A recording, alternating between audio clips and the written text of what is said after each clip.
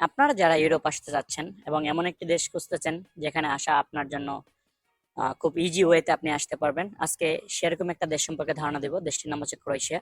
আজকের ভিডিওতে আমি আপনাদের সঙ্গে আলোচনা করব যে ক্রোয়েশিয়াতে আপনি আসলে কি কি সুযোগ সুবিধা পাবেন এবং এখানে কি কি অসুবিধায় পড়তে পারেন। আজকের ভিডিওটি অনেক ইম্পর্ট্যান্ট এবং অনেক গুরুত্বপূর্ণ হতে যাচ্ছে, না টেনে সম্পূর্ণ দেখার অনুরোধ রইল। তার আগে বলে নিই, আপনি যদি আমাদের চ্যানেল নতুন হয়ে থাকেন তাহলে অবশ্যই চ্যানেলটি সাবস্ক্রাইব করে দেবেন এবং পাশে আসা বেল আইকনটি চেপে দেবেন। ক্রোয়েশিয়ার জনসংখ্যা মোটামুটি 60 লক্ষর কাছাকাছি, আর দেশটি অনেক ছোট।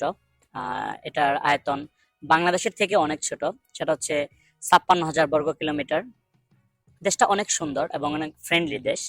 তো চলুন এবার আসা যাক যে এখানে আপনি আসলে আপনি কি কি সুযোগ সুবিধাটা পাবেন এবং কি কি অসুবিধা পাবেন। আমি ভিডিওটিকে পয়েন্ট আকারে বলবো। ফার্স্ট অফ অল আমি বলবো, আপনি যদি ক্রোয়েশিয়ায় আসেন, সেটা হচ্ছে যে এটা একটা সেনজেন কান্ট্রি। এখানে ভালো কাজের অপরচুনিটি রয়েছে এবং এখানের স্যালারিটা মোটামুটি ভালো। বাট একটা জিনিস মাথায় রাখবেন, সেটা হচ্ছে যে আপনি যদি ক্রোয়েশিয়ায় আসেন, আপনি সবচেয়ে বড় যে অপরচুনিটিটা পাবেন সেটা হচ্ছে কোম্পানি ফ্যাসিলিটি। সো আমি এবার পয়েন্ট আকারে বলি। ফার্স্ট অফ অল আমি বলবো, আপনি যদি এখানে আসেন তাহলে আপনি ভালো একটা স্যালারি পাবেন। আই মিন ভালো একটা ইনকাম করে আপনি সেভ করতে পারবেন। এটা নিয়ে অনেকেরই অনেক ধরনের দ্বিমত পোষণ থাকে, যে সেন্ট্রাল ইউরোপের দেশগুলোতে হয়তো আরো অনেক বেশি ইনকাম করা যায়, বাট এটি ভুল। এটা আমি একটু পরে বুঝিয়ে বলবো। আর দ্বিতীয়ত আসি, সেটা হচ্ছে এখানে হিউজ পরিমাণ কাজের অপরচুনিটি রয়েছে। আপনারা জানেন যে এটা সদ্য স্যানজেন হওয়া একটা কান্ট্রি। সো তারা ডেভেলপিং করতেছে। ডেভেলপিং করার জন্য এখানে মোটামুটি আপনার কনস্ট্রাকশন, ফ্যাক্টরি জব এবং বিভিন্ন কার কোম্পানিগুলো তাদের ব্রাঞ্চ ওপেন করতেছে। সো এখানে হিউজ পরিমাণ কাজের অপরচুনিটি রয়েছে। তো চলুন এবার আসা যাক পরবর্তী বিষয়, সেটা হচ্ছে ভাষাগত যে বিষয়টা সেটা নিয়ে কথা বলি। দেখেন, শুধুমাত্র ইউরোপ না, আপনি পৃথিবীর যেখানে যান না কেন, আমাদের জন্য ভাষা একটা বড় প্রবলেম হয়ে দাঁড়ায়। বাট এখানে আপনি যদি টুকিটাকি ইংলিশ জানেন তাহলে আপনি চালিয়ে নিতে পারবেন, যেটা ইউরোপের অন্যান্য দেশে চিন্তা করাও অসম্ভব। কারণ ইউরোপের প্রত্যেকটা দেশের নিজস্ব একটা ভাষা থাকে। বাট এখানের যে ইয়াং জেনারেশন তারা মোটামুটি ইংলিশে কমফোর্টেবল। আপনি আমার অভিজ্ঞতা থেকে আমি বলতেছি, ইউরোপের বিভিন্ন দেশে আপনি যদি হাই হ্যালো এগুলো বলেন, এগুলো অনেকেই বোঝে না। বাট সেই ক্ষেত্রে ক্রোয়েশিয়া আপনি মোটামুটি ইংলিশ জানলে আপনি চালিয়ে নিতে পারবেন।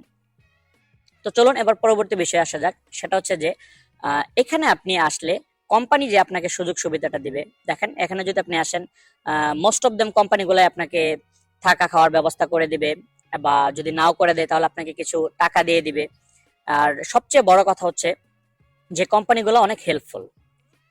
তো চলুন পরবর্তী বিষয়ে আসি, সেটা হচ্ছে যে দেখেন, আপনি যদি কোনো কাজ নাও জানেন, এখানের মানুষ অনেক ফ্রেন্ডলি, অনেক অনেক ফ্রেন্ডলি। আপনি যদি এখানে কোনো কাজ না জেনেও আসেন, তারা আপনাকে কাজ দিয়ে তারা আপনাকে কাজে সাহায্য করবে, যেটা ইউরোপের অন্যান্য দেশে মোটামুটি হয় না বললেই চলে। তারপরে আরেকটা গুরুত্বপূর্ণ বিষয়, সেটা হচ্ছে যে আপনারা জানেন যে ইউরোপের প্রত্যেকটা দেশই বলে থাকে যে বর্ণবাদীতে তারা বিশ্বাসী না বা এরকম কোনো আচরণ করে না। বাট এখানে আমি যেটা বলবো, আপনি যদি আসেন ইউরোপে ঘুরেন তাহলে আপনি বুঝতে পারবেন যে আপনার স্কিনটা একটু কালো হওয়ার জন্য আপনাকে কি পরিমাণ বর্ণবাদীর শিকার হতে হচ্ছে। বাট সেই দিক থেকে ক্রোয়েশিয়া মোটামুটি অনেক ভালো। আর তারপরের যে বিষয়টা, সেটা হচ্ছে যে দেখেন, মোটামুটি স্যানজেনভুক্ত একটা দেশে আসতে গেলে মোটামুটি আপনি ইটালির দিকে তাকান, সিজনাল ভিসায় আসে 15 লাখ 20 লাখ টাকা খরচ করে। খরচের দিক থেকে যদি আপনি চিন্তা করেন তাহলে ক্রোয়েশিয়া, আমি যতটুকু জানি, সেখানে মোটামুটি আপনার 8 থেকে 10 লাখ টাকা মোটামুটি এরকম একটা অ্যামাউন্টে আপনার হয়ে যায়। বাট সেটা এজেন্সি ভেদে বেশি নিয়ে থাকে। সো তার পরের বিষয় যেটা বলবো, যে সেটা হচ্ছে যে এখানে আপনি হিউজ পরিমাণ কাজের অপরচুনিটি পাবেন। কারণ এটা সদ্য স্যানজেনভুক্ত দেশ, যেখানে ইউরোপের অন্যান্য দেশগুলোতে আপনি কাজের জন্য মানে একটা প্রেশার, আই মিন আপনার একটা হেডেক থাকে যে আপনি অবৈধ থাকলে বা আপনি কাজ জানা না থাকলে আপনার অনেক কাজ খুঁজে বের করতে একটা কষ্ট হয়। এরকম একটা বিষয় ইউরোপের অন্যান্য যে দেশগুলা সেখানে এসে দাঁড়ায়।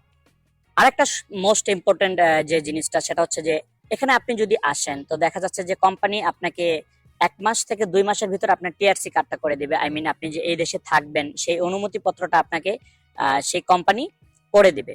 এটাও একটা প্লাস পয়েন্ট। সো ওভারঅল মিলিয়ে আপনি যদি সুবিধার কথাগুলো চিন্তা করেন তাহলে আমি বলবো যে 2024 সালে ইউরোপের যে অন্যান্য দেশগুলোয় আসার চিন্তা ভাবনা আপনি করতেছেন, তার থেকে আপনি এখানে বেশি বেনিফিট পাবেন। আর এবার আসি নেগেটিভ যে দিকগুলা সেগুলাই। এ ব্যাপারে আসার আগে ছোট্ট একটা অনুরোধ, ভিডিওটা যদি ভালো লেগে থাকে তাহলে অবশ্যই লাইক, কমেন্ট এবং শেয়ার করবেন। অ্যাটলিস্ট আমাকে সাপোর্ট করার জন্য হলো আমার চ্যানেলটাকে সাবস্ক্রাইব করে রাখবেন। সো নেগেটিভ যে বিষয়টা, ফার্স্ট অফ অল আমি যেটা বলবো যে এখানে গরমের সময় মোটামুটি অনেক গরম পড়ে এবং শীতের সময় অনেকটা শীত পড়ে। সো যাদের ঠান্ডার সমস্যা রয়েছে তাদের জন্য এটা একটু কষ্টকর হয়ে যাবে। আর দ্বিতীয় যে নেগেটিভ দিকটা আমি বলবো সেটা হচ্ছে যে এই দেশের গভর্নমেন্ট এখনো এতটা স্বচ্ছ না। আই মিন কিছুটা ক্রাফটেড। সেটা আপনি যদি কোনো অফিসিয়াল আপনার যে কাগজপত্র বা ডকুমেন্টস গুলোর জন্য আপনি যাবেন, সেক্ষেত্রে আপনার একটু ঝামেলা হতে পারে। আই মিন ঝামেলাটা কি, সেটা হতে পারে যে এখানে কিছু এক্সট্রা টাকা পয়সা আপনার লাগতে পারে। আর এখানকার যে বিভিন্ন মন্ত্রণালয়গুলো, যে পুলিশ বিভাগ বা ট্রাফিক, এখানে মোটামুটি একটু ক্রাফটেড। তৃতীয় যে বিষয়টা সেটা হলো যে আপনি জানেন যে মোটামুটি পর্তুগাল বা আপনি ইটালি, এখানে এশিয়ান কমিউনিটি রয়েছে, বাংলাদেশি কমিউনিটি রয়েছে এবং হিউজ পরিমাণ, এবং সেটা অনেক বড় আকারের। সো আপনি সেন্ট্রাল ইউরোপের এই দেশগুলোতে আপনি চাইলে বাংলাদেশি খাবার, আই মিন এশিয়ান যে খাবারগুলো, এগুলো খুব সহজেই আপনি পাবেন এবং সেগুলো অ্যারেঞ্জ করতে পারবেন। বাট ক্রোয়েশিয়াতে মোটামুটি বাংলাদেশির সংখ্যা মোটামুটি, এটা আনঅফিসিয়াল হিসাব, সেখানে মোটামুটি 15 থেকে 16 হাজার বাঙালির বসবাস। বাট এখানে আপনি যদি চান যে আপনার এই বাংলাদেশি যে খাবারগুলা, এগুলা অ্যাটলিস্ট আপনার একটু টাফ হয়ে যাবে ম্যানেজ করা। আপনাকে এদেশে আসলে এদেশের খাবারের উপরেই আপনার ভরসা করতে হবে। আর একটা প্লাস পয়েন্ট, ক্রোয়েশিয়ায় আপনি খুব একদম ফ্রেশ মাছ পাবেন। আমরা মাছে ভাতে বাঙালি, ভাতটা একটু টাফ হয়ে গেল, আপনি এখানে ফ্রেশ মাছ পাবেন। আর তৃতীয় যে বিষয়টা আমি সেটা বলবো সেটা হচ্ছে দেখেন, ক্রোয়েশিয়া সদ্য সেনজেনভুক্ত দেশ, এখানে এজেন্সির কিছু প্রবলেম রয়েছে।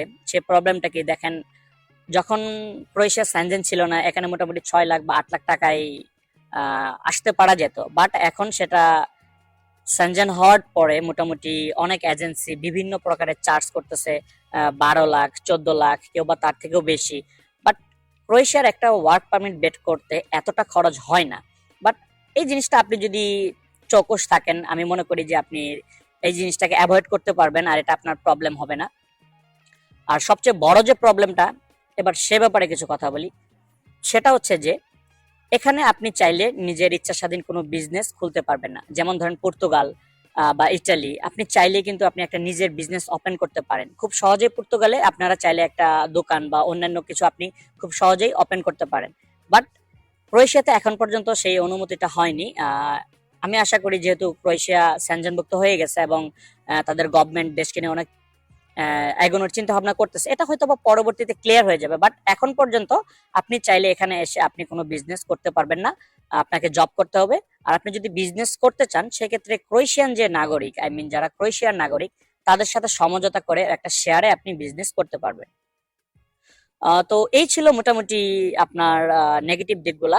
বাট আমি মনে করি নেগেটিভ দিকের থেকে পজিটিভ দিকটাই বেশি। আমি আপনাদের সঙ্গে নেগেটিভ দিকগুলো এই জন্যই শেয়ার করলাম, তার কারণ হচ্ছে আমি সবসময় চেষ্টা করি আপনাদেরকে অ্যাকুরেট এবং রাইট ইনফরমেশন গুলো দেওয়ার জন্য। আপনি আমার এই পজিটিভ দিকগুলো দেখে যে আপনি হুট করে ডিসিশনে চলে আসবেন, এটা করার দরকার নেই।